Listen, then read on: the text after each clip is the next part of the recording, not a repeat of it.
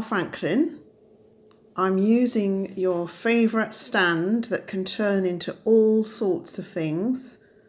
Do you remember? You made triangles, you made a man that was walking, you did all sorts. Well, today I'm using it as a book stand and I'm going to read you a story that Sitama changed the ending of. It's called The Pied Piper of Hamelin. And Sita didn't like the ending, so she changed it. So I'm just going to try and get this to stand up. So it's a bit difficult when you're reading a book, and I do think it's nice to see the pictures. Oh dear me, hold on. Maybe this was more meant for things like phones and what have you. Okay. Long ago, the little town of Hamelin was in uproar. Rats were everywhere. They were so big and fierce that even the dogs and the cats were afraid of them. They were so bold that they raided kitchens and stores in broad daylight. They were so noisy that no one could hold a sensible conversation. Worst of all, the rats started attacking babies. Now, we didn't like that bit of the story because that seemed particularly awful. Something must be done, the people said. They marched to the town hall. We want the mayor, they shouted. The mayor came out in his robes and his gold chain. Get rid of the rats, the people demanded. We will get a new mayor. Leave it to me, the mayor promised. He called his corporation together and they held a meeting. There's the mayor. There's all the angry people shouting.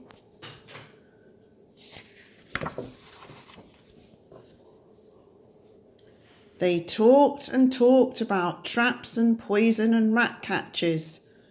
Then suddenly there was a rap at the door, and in came a tall, thin man in a long hooded cloak.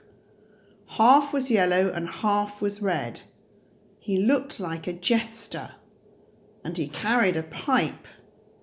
Good evening, ladies and gentlemen, he said. They call me the Pied Piper, and I can rid your town of rats. Just a little pause while I let Ambu in. In you come. I've got an audience here, and then I've got some more coming. No, you don't need to come inside and listen about the Pied Piper of Hamelin. Oh, where's your fourth one? Maybe laying an egg somewhere.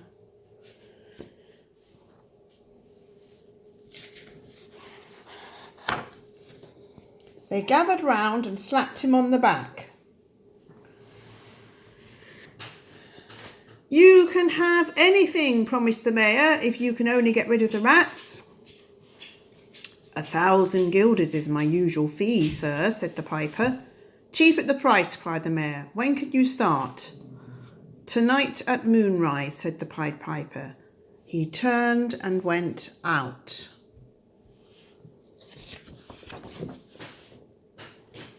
The pipe shone silver in the moonlight as the piper put it on his lips. The music that came out was not sweet to human ears, but the rats found it unbearably beautiful. In a furry stream they poured after the piper. He led them out of the town, over the hills to the river. They did not stop at the river, but jumped in and drowned. The Pied Piper had rid Hamelin of the rats. You see them all running. That night there was peace in the town. In the morning everyone sang and shouted. Bells rang and there was dancing in the streets. The mayor was the hero. of the hour. But as he was on his way to a feast in his honour, he felt a tap on his shoulder. It was the piper. "My fee, sir, if you please," said the piper, and his face was stern. "1,000 guilders, said the mayor.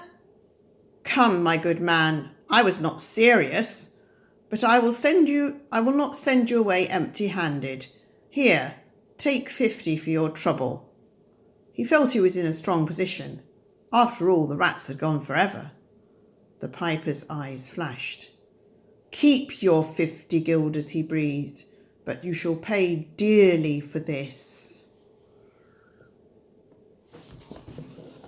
Sorry, I'm not doing very well here with the book. "Good riddance," said the mayor as the piper stormed out of the room. Soon a merry tune was heard in the streets of Hamelin. One by one the children left their dolls and their marbles and followed the enchanting music. It was the piper, his cloak swirling behind him as he danced along. The children danced after him. You see them all running along the street. The Pied Piper led all the children of Hamelin out of the town into the meadow bright with poppies. The sun was shining and butterflies and birds flew all around them. They all danced on, unable to resist the magical music. The piper led them up a hill towards a great cliff of rock.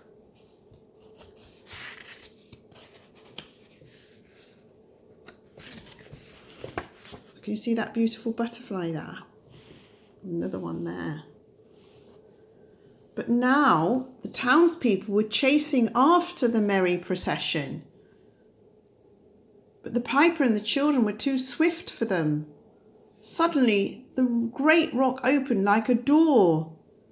In they all danced. The door shut with a thud.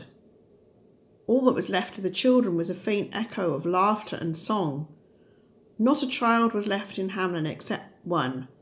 A small, lame boy had limped after the piper as best he could, but he was too slow to reach the rock before it snapped shut. The townspeople grabbed crowbars and hammers. They tried to open the door in the rock. Among them was the mayor, whose little daughter had danced away with the others. They heaved and hammered, but they could not even chip the stone.